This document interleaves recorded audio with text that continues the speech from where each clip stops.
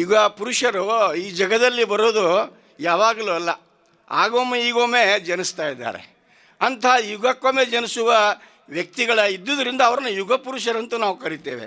ಅಂಥ ಯುಗ ಪುರುಷರಲ್ಲಿ ಪೂಜ್ಯ ಸಿದ್ದೇಶ್ವರ ಅಪ್ಪಾಜಿಯವರು ಒಬ್ಬರು ಅಂತ. ಭಾಳ ಹೆಮ್ಮೆ, ಭಾಳ ನಮಗೆ ಅಭಿಮಾನ.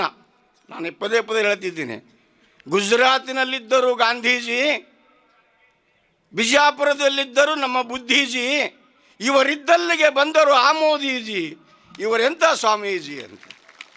ಮೋದಿಜಿಯವರನ್ನು ಕರ್ಕೊಂಡು ಬಂದಂಥ ಬುದ್ಧೀಜಿಯವರನ್ನ ಕುರಿತು ಅದು ವರ್ಣಿಸಲಸದಳ, ಶಬ್ದಾತೀತ, ವರ್ಣಾತೀತ, ಭಾವಾತೀತ. ಬಹುಶಃ ಭಾವದ ಆವೇಶದಲ್ಲಿ ಕೊಚ್ಕೊಂಡು ಹೋಗ್ತಾ ಅಂಥ ಮಹಾನುಭಾವರ ಬಗ್ಗೆ ಮಾತಾಡುವ ಯೋಗ್ಯತೆ ನನಗಿಲ್ಲ. ಆದರೂ ಸುಮಾರು 10 ವರ್ಷಗಳಿಂದ ಅವರನ್ನು ನಾನು ಬಲ್ಲೆ. ನಮ್ಮ ಜೀರಂಕ್ಲಿಯ ಶಾಲೆಯ ಶತಮಾನೋತ್ಸವಕ್ಕೆ ಅವರನ್ನು 1 ವರ್ಷಗಳ ಕಾಲ ಕಾಡ ಬೇಡಿ ಕರ್ಕೊಂಡು ಬಂದು ಅವರಿಂದ ಶತಮಾನೋತ್ಸವ ಆಚರಿಸಿದ್ದರ ಪ್ರಯುಕ್ತವಾಗಿ ಅವರ ಪ್ರಭಾವಕ್ಕೆ ಒಳಗಾದೆ. ಆವಾಗಿನಿಂದಲೇ ಅಪ್ಪಾಜಿಯವರ ಸಹ ದರ್ಶನ ಆಯಿತು. ಬಹುಶಃ ನಾವು ಅಪ್ಪಾಜಿಯವ್ರ ಬಗ್ಗೆ ಹೇಳ್ತೇವೆ ಏನು ಅಂತ ಕೇಳಿದ್ರೆ, ಅವರಂಗೆ ಯಾರೂ ಇಲ್ಲ ಅಂತ. ಬಹುಶಃ ಅವರಂಗೆ ಯಾರೂ ಇಲ್ಲಲ್ಲ, ಹಿಂದೂ ಇಲ್ಲ, ಮುಂದೂ ಇಲ್ಲ ಅಂತ. ಅದು ಸತ್ಯವಾದ ಮಾತು ಅನಿಸುತ್ತೆ. ಅವರ ಬದುಕಿನ ರೀತಿ ನೋಡಿದ್ರೆ, ಅವರ ಬದುಕಿನ ನೀತಿ ನೋಡಿದ್ರೆ ಬಹುಶಃ ಈ ಜಗತ್ತಿನಲ್ಲಿ ಹಿಂದೆ ಯಾರು ಬದುಕಿದಾರೋ ಇಲ್ಲೋ ನಮಗೆ ಗೊತ್ತಿಲ್ಲ ಅನಿಸುತ್ತೆ. ಎಷ್ಟು ಶಾಂತಮಯ, ಸುಂದರಮಯ ಬದುಕನ್ನು, ವಿಶಿಷ್ಟಮಯ, ಮಾದರಿಯುಕ್ತ ಬದುಕನ್ನು ಬದುಕಿದರು ಅನ್ನೋದನ್ನು ವರ್ಣಿಸಲಿಕ್ಕೆ ಸಾಧ್ಯನೇ ಇಲ್ಲ. ಅವರನ್ನು ನೆನೆದು ಸುಮಾರು 250 ಪದ್ಯಗಳನ್ನು ನಾನು ಬರೆದಿದ್ದೀನಿ.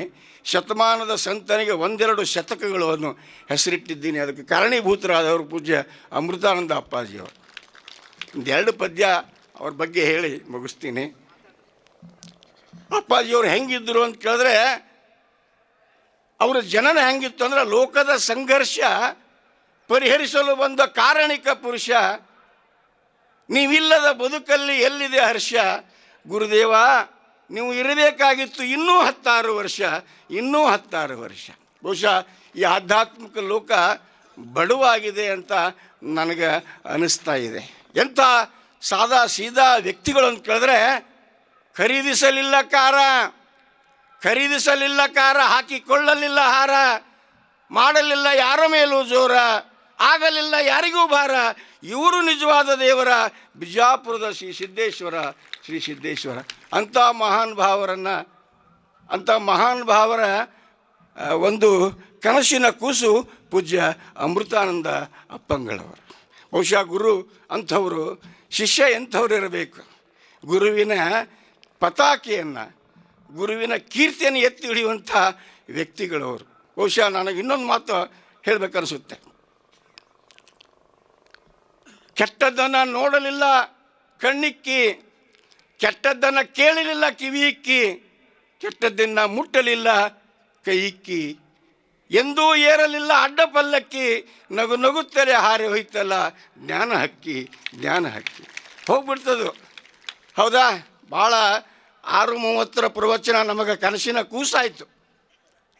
ಬಹುಶಃ ಬಾನಂಗಳದ ಸೂರ್ಯ, ಆಧ್ಯಾತ್ಮಿಕ ಲೋಕದ ಸೂರ್ಯ ಆಗಿದ್ದರು ಅಪ್ಪಾಜಿಯವರು, ಬುದ್ಧಿಜಿಯವರು.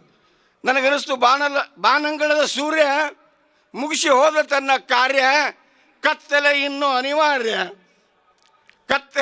ಅನಿವಾರ್ಯ, ಯಾರು ಬಿಡುವರು, ಯಾರು ಮಾಡುವರು ಬೆಳಕು ಬೀರುವ ಧೈರ್ಯ, ಯಾರಿಗಿದೆ ಆ ಶೌರ್ಯ ಅನ್ನುವ ಚಿಂತನೆಯಲ್ಲಿ ತೊಡಗಿದಾಗ ಆ ಆಧ್ಯಾತ್ಮಿಕ ಲೋಕದ ಧ್ರುವತಾರಿಯಾಗಿ ಕರಗಿದ ಕತ್ತಲೆಯನ್ನು ಕರಗಿಸುವ ಸಲುವಾಗಿ ಮೂಡಿ ಬಂದವರು ಪೂಜ್ಯ ಅಮೃತಾನಂದ ಅಪ್ಪಾಜಿಯವರು.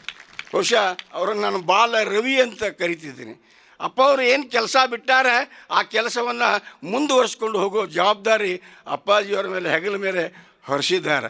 ಇವರು ನಿಜವಾದ ಶಿಷ್ಯರು, ಗುರುವನ್ನು ಮೀರಿಸುವಂಥವರು ನಿಜವಾದ ಶಿಷ್ಯರು. ಒಂದು ಅರ್ಥದಲ್ಲಿ ಆ ಅಪ್ಪಾಜಿಯವರನ್ನು ನಾನು ಇವರಲ್ಲಿ ಕಾಣ್ತಾ ಇದ್ದೇನೆ. ಅದಕ್ಕೆ ಹೇಳ್ತಿದ್ದೀನಿ, ಕಾಯ ಅಮೃತಾನಂದ ಅಪ್ಪಾಜಿಯವ್ರದ್ದು, ಕಾಯಕ ಸಿದ್ದೇಶ್ವರ ಅಪ್ಪಾಜಿಯವರು.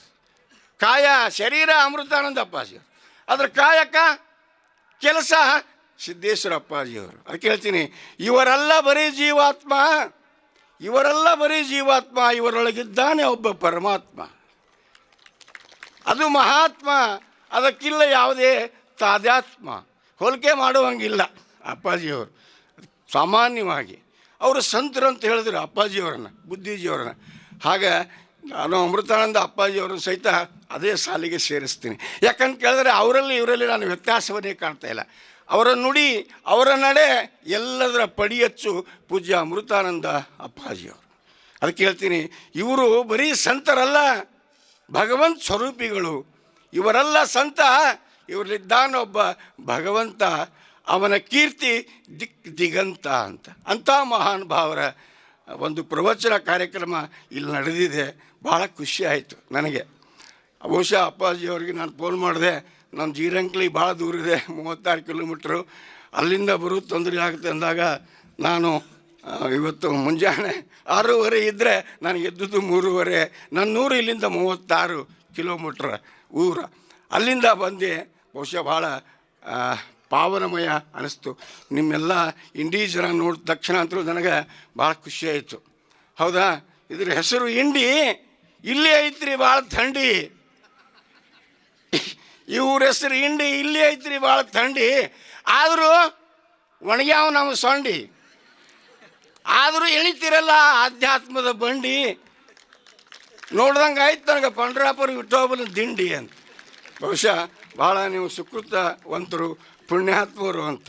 ಅದಕ್ಕೆ ನಾನು ಬಂದ್ರೂಪಲ್ಲಿ ಹೇಳಿದೆ, ಇಲ್ಲಿ ಭಾಳ ಚಳಿ ಆದರೂ ಕಡಿಮೆ ಆಗಿಲ್ಲ ನಿಮ್ಮ ಮುಖದ ಮ್ಯಾಗಿನ ಕಳಿ.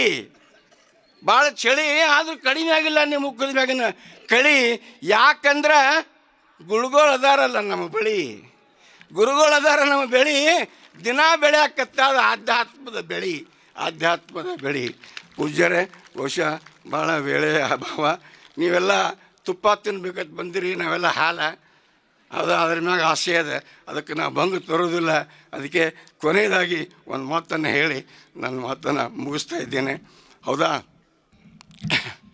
ಕಾಯ ಉಂಟು ದಾಹವಿಲ್ಲ, ಕಾಯ ಉಂಟು ದಾಹವಿಲ್ಲ, ಮನ ಉಂಟು ಮೋಹವಿಲ್ಲ, ಭವ ಉಂಟು ಭವಿಯಲ್ಲ, ಜಗದ ನಂಟುಂಟು ಅದರ ಅಂಟು ಇಲ್ಲ, ಅದರ ಅಂಟು ಇಲ್ಲ. ಪೂಜ್ಯರೇ, ನನ್ನನ್ನು ಸಹಿಸಿಕೊಳ್ಳೋದಕ್ಕೆ ಬಹುಶಃ ಅಪ್ಪಾಜಿಯವರ ಹೊಗಳಿಕೆ ಸಲ್ಲದು. ಆದರೆ ನಂಬಿ ನೆಚ್ಚಿ ಕರೆದರೆ ಓ ಎನ್ನನೇ ಶಿವರೇ ಎಂಬ. ಅಪ್ಪವ್ರನ್ನ ನಂಬಿ ಅಪ್ಪರನ್ನೇ ನೆಚ್ಚಿ ಕರೆದ್ರೆ ಅವ್ರು ಓ ಅಂತಾರೆ, ಹೊಗಳಿಕೆ ಸಲ್ಲದು. ಆದರೆ ಹೊಗಳದಿದ್ರೆ ನಮಗೂ ತಾಳಕ್ಕಾಗಂಗಿಲ್ಲ. ಯಾಕಂದ್ರೆ ಸತ್ಯ ಇದ್ದುದನ್ನು ಸತ್ಯ ಅನ್ನಲಾರ್ದೆ ಕೂತ್ರ ಅದು ಸುಳ್ಳಿನಕಿಂತ ಹೆಚ್ಚು ಪ್ರಮಾದ ಪೂರಿತವಾದಂಥದ್ದಂತೆ. ಬಹುಶಃ ಅವರ ಆಶೀರ್ವಾದ, ಅದಕ್ಕೆ ಹೇಳ್ತೀನಿ, ಅವರ ಯಾಕೆ ಹೋಗ್ಬೇಕ್ರಿ ಕಾಶಿಗೆ, ಯಾಕೆ ಹೋಗ್ಬೇಕು ವಾರಣಾಸಿಗೆ? ನಮ್ಮೆಲ್ಲ ರೋಗ ವಾಸಿ ಆಗಬೇಕಾದ್ರೆ ಹೋಗ್ರಿ ಇಂಥ ಈಶ ಸ್ವರೂಪಿಗಳ ಹತ್ರ ಅಂತ. ಅವರಿಗೆ ಹೊಗಳಿಕೆ ಸಲ್ಲದು. ಆದರೂ ನಮಗೆ ಹೊಗಳದೇ ಇರದೆ ನಮಗೆ ತಡ್ಕೊಳ್ಳೋಕೆ ಆಗೋಂಗಿಲ್ಲ. ಹೌದಾ, ಅದಕ್ಕೆ ಬಹುಶಃ ಮಾತಿಗೆ ಬದ್ಧ, ಬಹುಶಃ ಜಗತ್ತಿನ ಬುದ್ಧ ಅಂತ. ಅಂಥ ಬುದ್ಧ ಸ್ವರೂಪಿಗಳು, ಶಾಂತ ಸ್ವರೂಪಿಗಳು. ಬಹುಶಃ ಅವರು ಶೂನ್ಯ ನಾವೇ, ಶೂನ್ಯ ನಾವೇ, ರಾಗನೂ ಇಲ್ಲ, ವಿರಾಗನೂ ಇಲ್ಲ. ಹೌದಾ, ಆದರೆ ಭಕ್ತಿಯ ಅನುರಾಗ ಹಂಚಿಕೊಂಡವರು, ಭಕ್ತಿಯ ಅನುರಾಗ ಹಂಚಿಕೊಂಡವರು. ಅವರ ಭಾವ ವೀತ ರಾಗ ಅಂತ ನಾನು ಹೇಳೋಕ್ಕೆ ಇಚ್ಛಪಡ್ತೀನಿ. ನನಗೆ ಮಾತನಾಡಲಿಕ್ಕೆ 2 ನಿಮಿಷ ಅವಕಾಶ ಕೊಟ್ಟಿದ್ದಕ್ಕಾಗಿ ನಾನು ಈ ಅಪ್ಪಾಜಿಯವರಿಗೆ ಹಣೆ ಮಾಡಿದ್ದು. ತಮಗೂ ಭಕ್ತಿಪೂರ್ವಕ ನಮನಗಳನ್ನು ಸಲ್ಲಿಸಿ, ಆಗ ಈ ಮಂಡಳಿಗೆ ಸಹಿತ ನಾನು ಭಕ್ತಿಪೂರ್ವಕ ನಮನಗಳನ್ನು ಸಲ್ಲಿಸ್ತೇನೆ. ಯಾಕಂದ್ರೆ ಕಾರ್ಯಕ್ರಮ ಆಯೋಜನೆ ಮಾಡೋದು ಭಾಳ ಕಷ್ಟ. ನಾನು 10 ದಿವಸ ಮಾಡಿದ್ದೀನಿ. ಬಹುಶಃ ಅದು ಗೋಲ್ಡನ ಗುರುತ. ಹೌದಾ, ಹಾಗಾಗಿ ಈ ಕಾರ್ಯಕ್ರಮದ ಹಿಂದೆ ಒಬ್ಬರು ಅದಾರ, ಈ ಕಾರ್ಯಕ್ರಮದ ಹಿಂದೆ ಒಬ್ಬರು ಅದಾರ. ಈ ಕಾರ್ಯಕ್ರಮಕ್ಕೆ ಅವರೇ ಆಧಾರ, ಅಲ್ಲೆಲ್ಲ ಸೂತ್ರಧಾರ, ಅವರೇ ನಮ್ಮ ಬಸವಲಿಂಗ ಸ್ವಾಮೀಜಿಯವರು ಅದಾರ. ಧನ್ಯವಾದಗಳು.